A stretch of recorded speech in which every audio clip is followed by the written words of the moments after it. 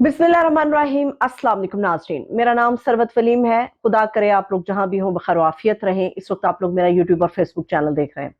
आज बेशर्मी की इंतहा हो गई है। आज जो कुछ हो रहा है और जो कुछ होगा वो सब ऐसे ही है कि जैसे हम बनाना रिपब्लिक नहीं बल्कि शायद इससे भी आगे कोई थर्ड कैटेगरी होगी वहां पर फॉल करते हैं। पाकिस्तान के अंदर इलेक्शन के मामले को लेके 25 करोड़ अवाम के मुस्तकबिल को लेके एक फैसला होने जा रहा है। उस फैसले के अंदर किस तरह बेशर्मी हो रही है, किस तरह ओछे हथकंडे इस्तेमाल किए जा रहे हैं, किस तरह औरतों की इज्जत पर हाथ डाला जा रहा है, किस तरह घरों का घेराव किया जा रहा है, किस तरह लोगों को मैसूर किया जा रहा है, किस तरह से गिरफ्तारियां की जा रही हैं, किस तरह अदालतों के हुक्मों को उड़ाया जा रहा है बल्कि जमीन पे पैरों के नीचे रौंदा जा रहा है। आज इस व्लॉग में मैं ये तफसील आपके साथ शेयर करूंगी। और जो लोग भी इस वक्त मुझे देख रहे हैं, सुन रहे हैं, उनसे गुजारिश है कि मेरा इससे पहले वाला व्लॉग भी देखें। इससे रिलेटेड कुछ इन्फॉर्मेशन इससे पहले वाले व्लॉग में भी थी। और जिन लोगों ने मुझे अभी ज्वाइन किया है उनसे दरख्वास्त है कि मेरे चैनल को जरूर सब्सक्राइब करें।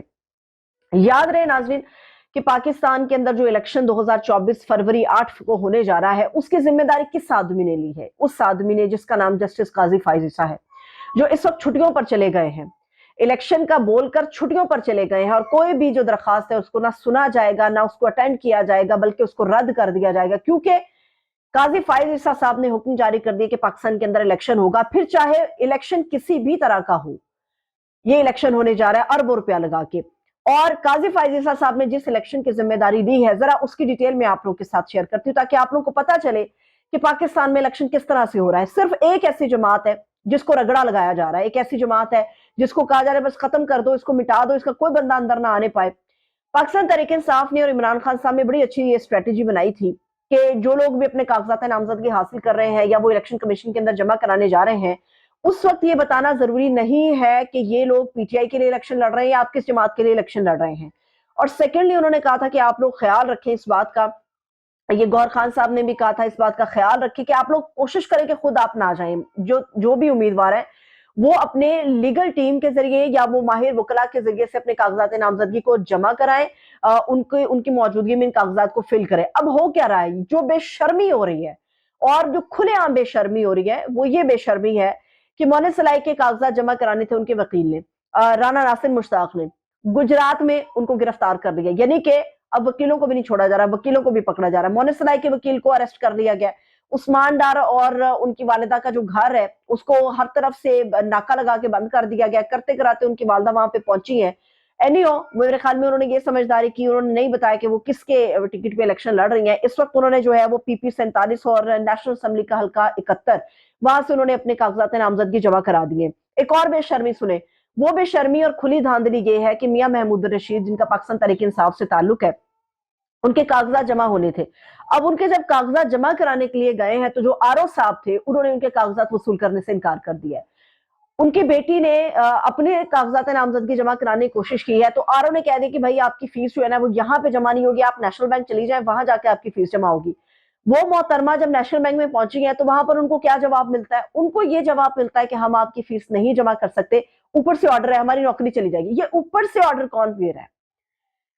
क्या निगरान हुकूमत ये ऊपर से ऑर्डर दे रही है? क्योंकि इस वक्त तो ऊपर जो हम सब लोगों के ऊपर बैठी है वो तो निगरान हुकूमत बैठी है, जिसे वैसे भी कहा जाता है कि मुस्लिम लीग नून की एक्सटेंशन है, या इससे भी ऊपर से कोई हुक्म आ रहा है? मगर इन हुक्मों के अलावा मुझे सिर्फ इतना याद है कि पाकिस्तान के अंदर इलेक्शन कराने की जो जिम्मेदारी है वो हमारे सबसे बड़ा ओहदा जो है चीफ जस्टिस का, काजी फाइज ईसा साहब का, ये जिम्मेदारी तो उन्होंने ली थी मगर वो अपनी जिम्मेदारी से भाग गए हैं, वो छुट्टियों पर चले गए हैं।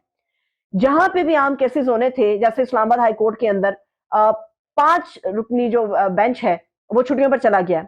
मतलब आम केसेस गए भाड़ में। मैं लाहौर हाई कोर्ट और उनके चीफ जस्टिस साहब को सलाम पेश करती हूँ, उन्होंने जो बहुत बड़ा कदम उठाया वो आप लोगों के साथ शेयर करूंगी कि किस तरह से इस नाइंसाफी और धांधली का रास्ता रोकने के लिए उन्होंने फौरी तौर पर कदम उठाया है। इसके बाद शेर अफजल खान मरवा साहब है, वो इस वक्त नमूनिया का शिकार है और शदीद बुखार में मुब्तला है। वजीराबाद में जिस तरह से अच्छे हथकंडे इस्तेमाल किए गए, जिस तरह से पीटीआई को रोकने की कोशिश की गई, लोगों को गिरफ्तार किया जा रहा है, मारा जा रहा है, तशद्दुद किया जा रहा है, ये सारा कुछ पीटीआई के खिलाफ हो रहा है। पीटीआई इस मुल्क की सबसे बड़ी सियासी जमात है जिसको पाकिस्तान की सबसे ज्यादा अवाम की जो है वो सपोर्ट हासिल है, हिमायत हासिल है। اور جس کا جو لیڈر ہے اڈیالہ جیل میں ہے، مگر خوف اتنا ہے کہ لوگوں کو اپنے بیڈ روم کے اندر جا کے نیند نہیں آ رہی تھی مخالفین کو۔ شیر افضل خان مروت نے نیشنل اسمبلی کے حلقہ 32 سے اپنے کاغذات نامزدگی جمع کرا دی ہیں۔ شاندانہ گلزار نے پشاور کے اندر نیشنل اسمبلی کا حلقہ ہے 30 وہاں پہ اپنے کاغذات نامزدگی جمع کرا دی ہیں۔ اچھا، یہ اب بڑی ڈیفرنٹ سچویشن ہے۔ آپ کو کے پی کے اندر جہاں پہ بھی کاغذات نامزدگی جمع کرائے جا رہے ہیں، وہاں پہ آپ کو پتہ چل رہا ہوگا کہ کہیں پہ ایسا نہیں ہو رہا کہ جی آر او ریسیو نہیں کر رہا، یا وہاں پہ پکڑ دکڑ اس طرح سے ہو رہی۔ کیوں؟ اس کی وجہ یہ ہے کہ وہاں پہ پبلک کی سپورٹ بہت زیادہ پی ٹی آئی کے ساتھ، وہاں پہ جو انتظامیہ خاص طور پہ جو پشاور ہائی کورٹ ہے اس کی بڑی سپورٹ ہے اس بات کے اوپر کہ پی ٹی آئی کو بھی اسی طرح لیول پلینگ فیلڈ ملنی چاہیے جیسے باقی سیاسی جماعتوں کو مل رہی ہے۔ اعظم سواتی صاحب نے بہت بڑی اناؤنسمنٹ کر دی ہے۔ اعظم سواتی صاحب جو ہے مانسہرہ سے میاں نواز شریف صاحب کے خلاف الیکشن لڑنے کا انہوں نے اعلان کر دیا۔ نواز شریف نے مانسہرہ کی سیٹ ہے نیشنل اسمبلی کی NA-15، وہاں سے یہ الیکشن لڑیں گے اور اعظم خان سواتی ان کے مقابلے میں لڑیں گے۔ یاد رہے کہ مانسہرہ جو ہے یہ کیپٹن سبتر کا علاقہ ہے یہ سارا، جہاں سے، اور یہ میاں نواز شریف صاحب جو ہے ان کے داماد کا علاقہ ہے وہ سارا، تو نواز شریف صاحب اس لیے وہاں سے الیکشن لڑ رہے ہیں۔ اور وہاں سے اعلان ہوا تھا کہ جی پنجاب کی جو چیف منسٹر ہیں وہ مریم بی بی ہوں گی۔ اب دیکھتے ہیں کہ مانسہرہ کے اندر اعظم خان صاحب کا پلڑا بھاری رہتا ہے یا پھر نواز شریف صاحب کو ووٹ زیادہ پڑتا ہے۔ حماد اظہر صاحب جو ہیں وہ اس وقت روپوش ہیں، مگر جو آن لائن جلسہ ہوا تھا اس میں انہوں نے آ کے بات چیت کی تھی، لوگوں نے ان کو دیکھا، ان کی گفتگو کو سنا۔ حماد اظہر کی جو لیگل ٹیم تھی وہ ان کے کاغذات نامزدگی جمع کرانے گئی، یا پھر ایک اور گھٹیا پن، اوچھات کنڈا اور بے شرمی کی انتہا ہوئی۔ حماد اظہر حلقہ NA-129 سے اپنے کاغذات جمع کرانے جا رہے تھے، ان کی جو لیگل ٹیم گئی ہے، مگر جو کاغذات ہیں ان کو جمع کرنے سے انکار کر دیا گیا۔ خیر ان کی جو لیگل ٹیم تھی انہوں نے بڑا ان کو قائل کرنے کی کوشش کی کہ آپ جو ہے کاغذات نامزدگی جمع کر لیں، جب سکروٹنی کا عمل آئے گا تب اگر کوئی ایشو ہوگا تو تب اس کو دیکھ لیا جائے گا، مگر کاغذات تو آپ لوگ وصول کریں۔ مگر وہاں بھی کیا کہا گیا کہ اوپر سے آرڈر ہے کہ آپ نے ان کے کاغذات وصول نہیں کرنے۔ اب کون اس بات کا تعین کرے گا یہ اوپر سے آرڈر کون جاری کر رہا ہے؟ یہ تو سمجھ سے بالا تر ہے۔ کیا یہ اوپر سے آرڈر اسٹیبلشمنٹ جاری کر رہی ہے؟ کیا یہ اوپر سے order caretaker set up جاری کر رہا ہے؟ کیا یہ اوپر سے آرڈر جسٹس قاضی فائزی صاحب جاری کر رہے ہیں؟ یہ تو سارا معاملہ عدالتوں کے دیکھنے والا ہے، اور سب سے بڑھ کے یہ سارا معاملہ الیکشن کمیشن کو دیکھنا چاہیے۔ سکندر سلطان راجہ صاحب جو کہ چیف الیکشن کمشنر ہیں ان کو یہ معاملہ دیکھنا چاہیے۔ مگر ہماری بدقسمتی ہے کہ ہمارے آئینی اداروں کو تالے لگ رہے ہیں، ہمارا آئینی ادارہ وصولیاں کرنے سے انکار کر رہا ہے، اور کھلے عام ڈٹائی کے ساتھ بدماشی ہو رہی ہے، غنڈہ گردی ہو رہی ہے، جس طرح سے پی ٹی آئی کے خلاف ایکشن ہو رہا ہے۔ کسی بھی جمہوری ریاست میں یہ اس قسم کے اقدامات نہیں کیے جاتے۔ اگر آپ اتنے خوفزدہ ہیں یا آپ سمجھتے ہیں کہ ہم جیتیں گے تو پھر گراؤنڈ میں مقابلہ ہونا چاہیے، یا پھر یہ بات درست ہے کہ علیمہ خان صاحبہ جو کہ کہہ رہی ہیں کہ خان صاحب نے بتایا ہے کہ 2 امپائرز کھڑے کر دیے کہ ٹیم ہی آؤٹ کر دو فیلڈ سے۔ یہ ٹیم کون سی؟ پاکستان تحریک انصاف کی ٹیم ہے۔ اس کے علاوہ میں آپ کے ساتھ یہ بھی اب شیئر کروں گی چیزیں، یہ جس طرح سے جو کچھ بھی پی ٹی آئی کے ساتھ ہو رہا ہے، مگر بے شرمی ان لوگوں کو بھی آنی چاہیے، کم ظرف ہیں وہ لوگ جو پی ٹی آئی کا حصہ تھے اور آج وہ پی ٹی آئی کے خلاف جو ہیں وہ لمبی لمبی زبانیں نکال کے بات کر رہے ہیں۔ فردوس عاشق اوان صاحبہ، فردوس صاحبہ جو ہیں یہ استحکام پاکستان پارٹی کو پیاری ہو گئی ہیں، کیونکہ ان کو اپنا سیاسی کریئر عزیز تھا، انہوں نے جو کچھ کہنا تھا خان صاحب کے خلاف انہوں نے کہا۔ ان کا مسئلہ پہلا پرانا جو سیالکوٹ میں تھا، ان کا پرانا مسئلہ عثمان ڈار فیملی سے تھا، کیونکہ عثمان ڈار کی پاپولیرٹی، ان کی مقبولیت زیادہ ہو رہی تھی اور فردوس صاحبہ جو ہے وہ اتنا بہتر کام نہیں کر پا رہی تھی۔ فردوس صاحبہ کا مسئلہ وزارت اطلاعات کے حوالے سے بھی تھا۔ اب انہوں نے اپنا گرج کیسے نکالا ہے؟ فردوس صاحبہ لکھتی ہے، کہتی ہیں اپنے ٹویٹ میں، جب یہ بلے کا نشان لے لیا پی ٹی آئی سے، وہ کہتی ہیں کہ جی آج کے بعد پاکستان تحریک انصاف کے امیدوار بغیر انتخابی نشان کے گلیوں میں اس طرح سے پھریں گے جیسے دیوانے اپنی محبوبہ کو تلاش کر رہے ہوتے ہیں۔ مطلب میرے سمجھ میں نہیں یہ بات آتی کہ کوئی کم ظرف آدمی کسی ظرف والے شخص کے بارے میں کیسا کہہ سکتا ہے۔ اور انہی دیوانوں میں ایک فردوس صاحبہ بھی تھی جو دیوانے کی طرح پھر رہی ہوتی، مگر وہ دیوانی ایسی نکلی کہ انہوں نے اپنا عاشق بدل لیا۔ یہ دیوانے تو اپنے محبوب کے لیے پھر رہے ہیں جہاں بھی پھریں گے، مگر آپ کیسی دیوانی تھی کہ آپ نے اپنا محبوب ہی اپنا عاشق ہی بدل لیا۔ آپ نے پہلے آپ کا عشق تھا عمران خان صاحب کے ساتھ، اب آپ نے اپنا عشق جو ہے وہ علیم خان جہانگیر ترین صاحب کی ٹوکری میں جا کر ڈال دیا ہے۔ تو عشق تو ایک سے ہوتا ہے، اس قسم کے عشق کو تو کچھ اور ہی نام دیا جاتا ہے۔ تو یہ جو کچھ فردوس صاحبہ نے کہا، بڑے لوگ اس چیز سے پریشان ہیں کہ شاید بلے کا نشان چلا گیا تو سب ختم ہو گیا۔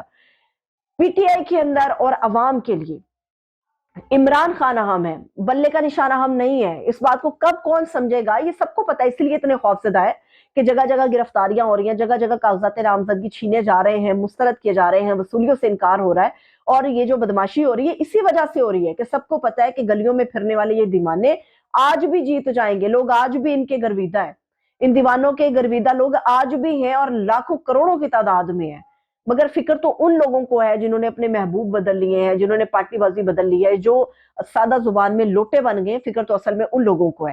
اچھا میں آپ کو یہ بتا دوں کہ اب عدالتوں کی چونکہ بات ہو رہی ہے تو عدالت کے اندر سے شاہ محمود قریشی اور عمران خان صاحب کی ضمانت جو ہے وہ جاری کی گئی سائفر کیس کے اندر، سپریم کورٹ نے جاری کی، کیونکہ اس میں انہوں نے کہا کہ یہ جھوٹا کیس ہے، اس میں کچھ نہیں نکلا، یہ ضمانت کا کیس ہے، ہم ضمانت دیتے ہیں، کچھ بھی ایسا جو ہے وہ ثابت نہیں ہو سکا۔ اب قریشی صاحب جو ہے، قریشی صاحب نہ تو 190 ملین پاؤنڈ کے اندر ملوث تھے، نہ وہ پائے گئے، نہ وہ ان کے اوپر یہ کیس ہے، نہ ان کے اوپر توشہ خانہ کا کیس ہے۔